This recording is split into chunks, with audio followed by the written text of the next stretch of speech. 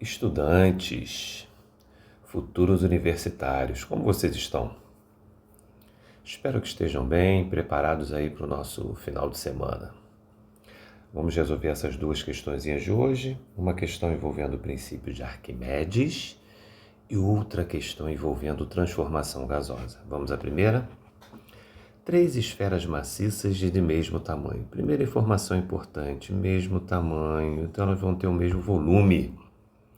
Isopor, alumínio, chumbo. São depositadas em um recipiente com água. Beleza, então o líquido é o mesmo, né, gente? A esfera 1 flutua, porque a massa específica do isopor é menor que da água. Mas as outras duas vão ao fundo. Veja a figura. Porque embora a massa específica do alumínio seja menor que a do chumbo, ambas são maiores que a massa específica da água. Então ele está dizendo que a densidade do alumínio e do chumbo é maior que a densidade da água. Porque nesse caso, a gente está considerando as esferas maciças, homogêneas, então a massa específica e a densidade têm o mesmo valor. Se as intensidades dos empuxos exercidos pela água nas esferas forem respectivamente E1, E2 e E3, então tem-se e quer que a gente compare a força de empuxo. Vamos relembrar, gente, como é que a gente calcula a força de empuxo? O empuxo depende de quê? O empuxo depende da densidade do fluido, depende do volume submerso e depende da gravidade, depende do G. Que delícia, hein? Olha, dVg. Tá aí. Vamos analisar a situação. Bom, o fluido é o mesmo, o G também. Então, o que vai fazer diferença na força de empuxo nessa questão é o quê? É o volume submerso. Então, eu tenho que analisar a situação e ver qual delas tem o menor volume submerso. Porque quanto menor o volume submerso, menor vai ser a força de empuxo. Legal? Então, olha a figura. Quem tem o menor volume submerso é de isopor. Isso quer dizer que o menor empuxo é 1. E depois, vamos olhar 2 e 3.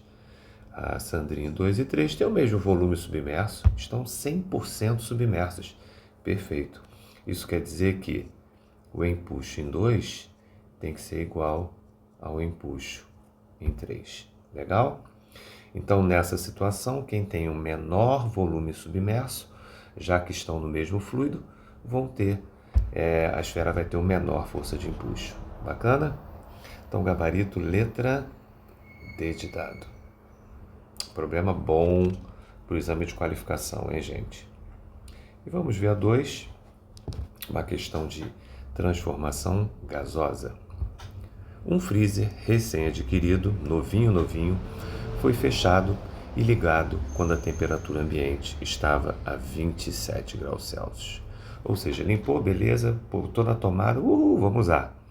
Então, a temperatura inicial 27 graus Celsius.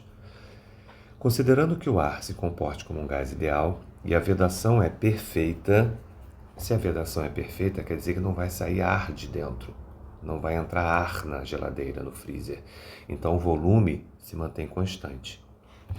Considerando que o ar se comporte como um gás ideal e a vedação é perfeita, determine a pressão no interior do freezer quando for atingida a temperatura de menos 19 graus Celsius. Maravilhoso! Então, nós temos uma transformação em que o volume não muda. Então, o volume é constante. Toda vez que o volume for constante, a pressão e a temperatura absoluta são diretamente proporcionais. Isso quer dizer que a pressão inicial pela temperatura inicial vai ser igual à pressão final pela temperatura final. Só que veja bem, temperatura absoluta, temperatura na escala Kelvin. Então a gente tem que tomar um cuidado.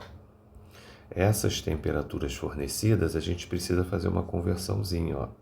A temperatura inicial, que ele falou que vale 27 graus Celsius, a gente tem que somar 273 para passar para Kelvin.